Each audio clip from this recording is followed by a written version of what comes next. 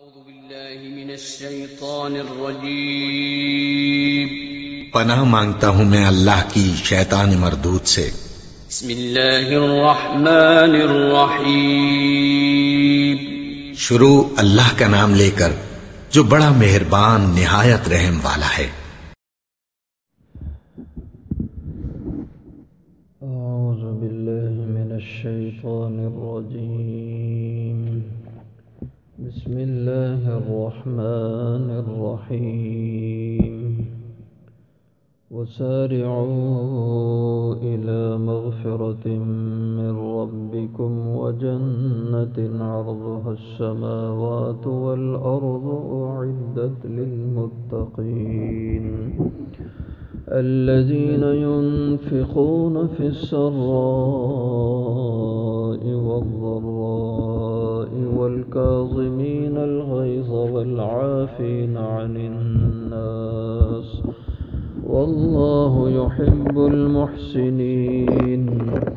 والذين إذا فعلوا فاحشة أو ظلموا أنفسهم ذكروا الله فاستغفروا لذنوبهم ومن يغفر الذنوب إلا الله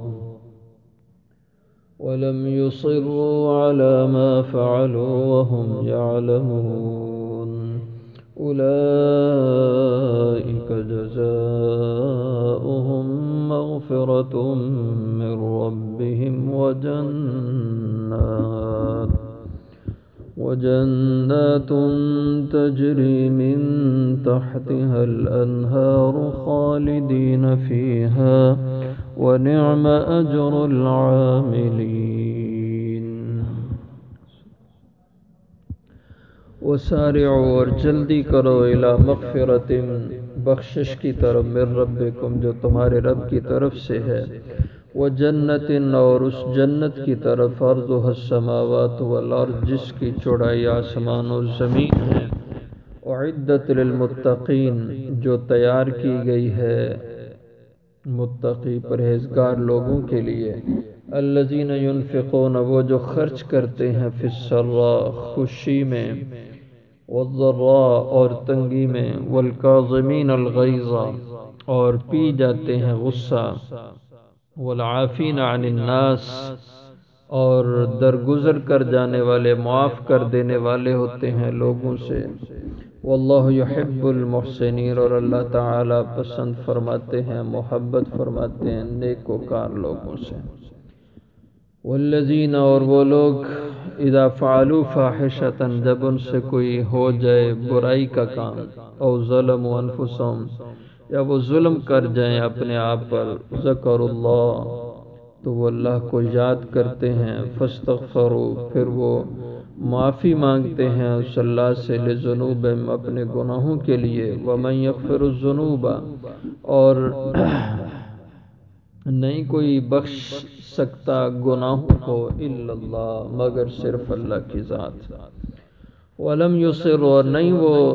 اصرار کرتے ضد کرتے علی ما فعلوا اس پر جو انہوں نے کیا، وہم یعلمون اور وہ جانتے ہیں، اولئک وہ ایسے لوگ ہیں جزاؤہم مغفرۃ من ربہم بدلہ ان کا بخشش ہے ان کے رب کی طرف سے، وجنات اور جنتیں ہیں، تجری من تحتها الانہار بہتی ہوں گی ان کے نیچے سے نہریں، خالدین فیہا ہمیشہ ان میں رہیں گے، ونعم اجر العاملین اور کیا ہی خوب ہے بدلہ عمل کرنے والوں کا۔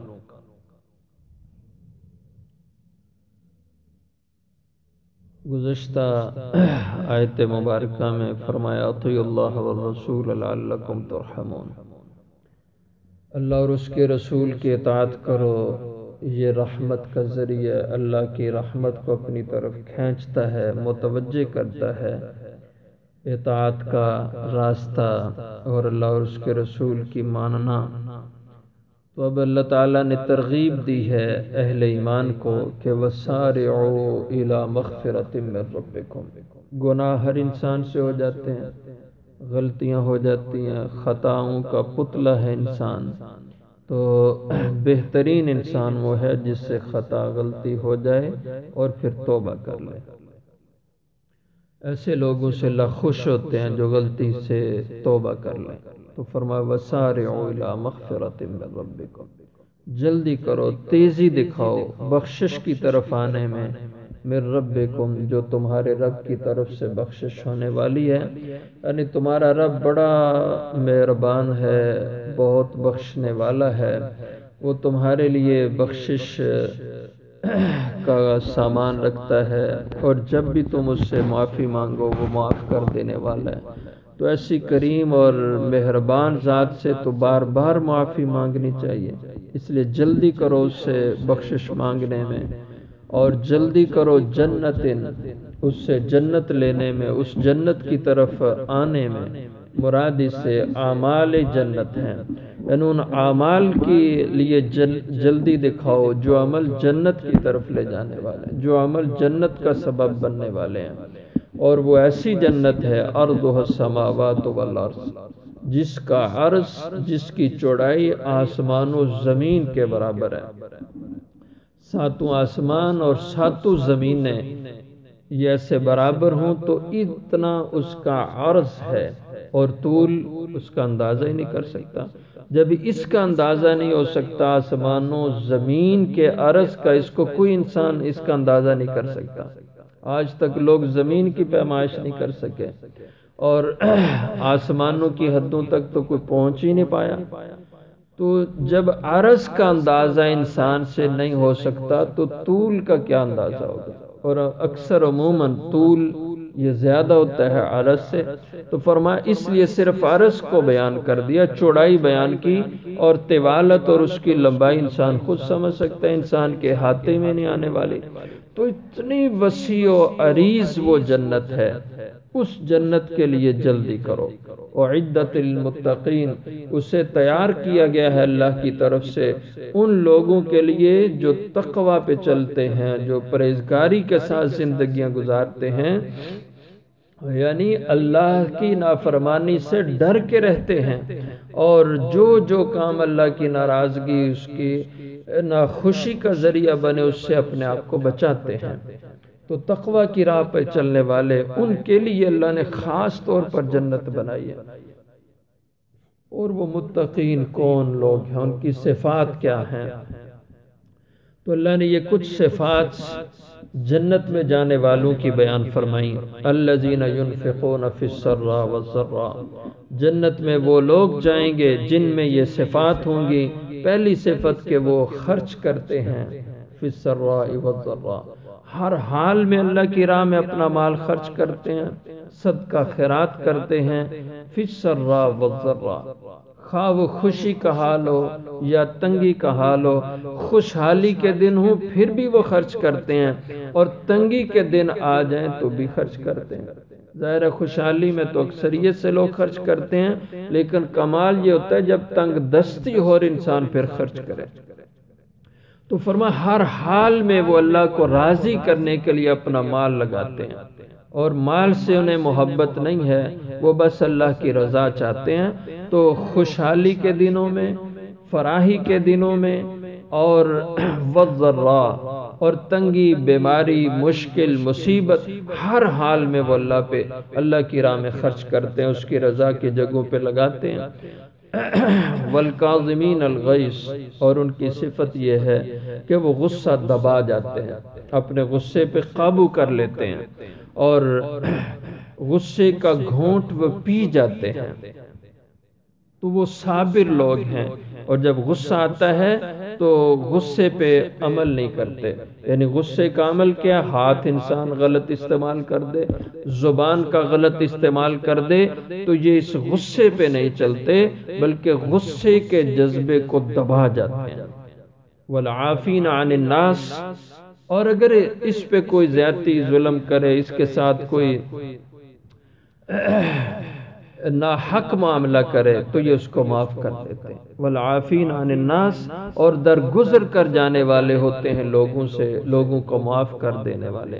اور یہ اللہ کو صفتیں پسند ہیں کہ کوئی انسان کسی کے غصہ دلانے پہ بھی غصہ نہ کرے اور غصے کو دبا جائے۔ جیسے ایک حدیث مبارکہ میں بھی آتا ہے، آپ صلی اللہ علیہ وسلم نے پوچھا کہ پہلوان طاقتور کون انسان ہے؟ تو ظاہر عام طور پر انسان یہ سمجھتا ہے جس کو قوا مضبوط ہوں، اعضاء جسمانی لحاظ سے، تو فرمایا کہ اصل طاقتور وہ ہے، پہلوان وہ ہے جو غصے کے وقت اپنا غصہ دبا لے، غصے کو پی جائے اور غصے کا اظہار نہ کرے، نہ اپنے ہاتھوں سے نہ اپنی زبان سے۔ یہ اصل قوت اور طاقت ہے کہ غصے کا عمل انسان کر سکتا ہے لیکن نہیں کرتا، اللہ سے ڈرتے ہوئے معاف کر جاتے ہیں۔ واللہ یحب المحسنین۔ اور اللہ جل شانہ پسند فرماتے ہیں، محبت کرتے ہیں المحسنین، ان لوگوں سے جو نیکی کی عمل کرنے والے ہیں، نیکوکاری پہ چلنے والے ہیں، اللہ کو وہ لوگ پسند ہیں، اللہ کو وہ لوگ اچھے لگتے ہیں۔ اسی طرح احسان کے معنی یہ بھی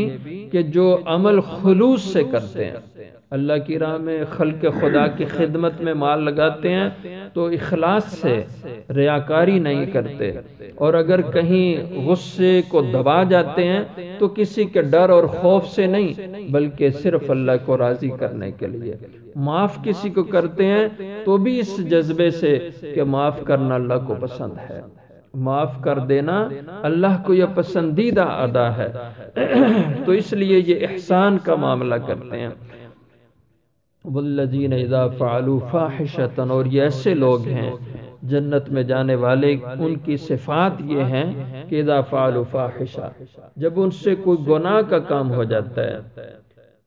او ظلموا انفسہم، یا اپنی جان پر وہ کوئی ظلم اور زیادتی کر جاتے ہیں اللہ کا حکم توڑ کر، اللہ کی نافرمانی کر کے، یعنی چھوٹا گناہ ہو یا کوئی بڑا گناہ ہو، تو ذکر اللہ، گناہ کے بعد یہ نہیں کہ اڑے رہتے ہیں گناہ پہ، بس ضد رہتے ہیں، بلکہ ذکر اللہ، اللہ کو یاد کرتے ہیں، انہیں اللہ یاد آ جاتا ہے کہ ہم سے تو غلطی ہوئی، اللہ کی نافرمانی ہوگی، قصور ہو گیا، تو فوراً فاستغفروا لذنوبہم، اللہ کو یاد کر کے اللہ کی طرف متوجہ ہو کے معافی مانگ لیتے ہیں اللہ سے اپنے گناہوں کے لیے۔ وَمَن يَغْفِرُ الذُّنُوبَ إِلَّا اللَّهُ، اور ان کا اس بات پہ یقین ہوتا ہے کہ کون ان کے گناہوں کو معاف کر سکتا ہے اللہ کے سوا، یعنی وہ یقین رکھتے ہیں کہ اللہ کی ذات ہے جو انسان کے گناہوں کو معاف کر دینے والی ہے، اس لیے وہ اللہ سے معافی مانگتے ہیں۔ وَلَمْ يُصِرُّوا عَلَى مَا فَعَلُوا، اور نہیں وہ اصرار کرتے اس پہ جو انہوں نے کیا، یعنی گناہ پہ ڈٹ نہیں جاتے، بضد نہیں ہو جاتے، بلکہ گناہ سے رجوع کر لیتے ہیں۔ تو یہ گناہ پہ اصرار اور گناہ پہ اڑ جانا یہ بہت بری چیز ہے، اس کی بڑی نحوستیں ہوتی ہیں۔ معمولی سا گناہ ہو اور انسان وہ گناہ اس پہ ڈٹ جائے اور پتہ ہے گناہ ہے پھر بھی نہیں باز آتا، کرتا ہے، بار بار کرتا ہے، یہ اصرار ہوتا ہے گناہ، ایک گناہ کے بعد دوسرا کرنا، تیسرا کرنا، اس کو بار بار کرنا، یہ اصرار ہے گناہ پہ، اور یہ پھر چھوٹا گناہ بڑا بن جاتا ہے۔ جب انسان اصرار کرتا ہے اس گناہ پہ تو وہ بڑا ہو جاتا ہے، اور جو بڑا گناہ انسان کرے کبیرہ اور وہ بار بار کرے، ایک گناہ پہ دوسرا تیسرا، تو یہ کبیرہ گناہ کے اوپر اصرار یہ انسان کو کفر تک پہنچا دیتا ہے، آخر انسان کو کافر بنا چھوڑتا ہے جب گناہوں سے انسان توبہ نہ کرے، برابر گناہوں پہ چلتا رہے۔ اس لیے اصرار گناہوں پر یہ بہت بڑی نحوست والا عمل ہے اور یہ انسان کے ایمان کو برباد کر دیتا ہے۔ تو اس لیے یہ صفت اہل جنت کی ہے کہ گناہ ہو جاتا ہے، ہر انسان سے ہوتا ہے، لیکن ان سے جب گناہ ہو جائے تو فوراً اللہ سے معافی مانگ لیتے ہیں۔ یہ جو استحضار ہے گناہ کے بعد اللہ کا یاد آ جانا، یہ اللہ کی بڑی نعمت ہے کہ انسان کو احساس ہو جائے مجھ سے غلطی ہو گئی، اس لیے مجھے اللہ سے معافی مانگ لینا چاہیے۔ اور جب انسان ایسے طریقے پہ چلتا ہے تو چھوٹے چھوٹے عملوں سے انسان کے گناہ اللہ معاف کرتے رہتے ہیں، وضو سے اعضائے وضو کے اللہ گناہ معاف کر دیتے ہیں، نماز سے گناہ اللہ معاف کرتے ہیں، تو کتنے اعمال بابرکت ہیں کہ ان کے ذریعے سے انسان کے صغیرہ گناہ، چھوٹے چھوٹے گناہ خود بخود معاف ہوتے رہتے ہیں، اور اس طرح گناہوں کا بوجھ اس کا ہلکا ہوتا رہتا ہے۔ اور بڑے گناہوں سے انسان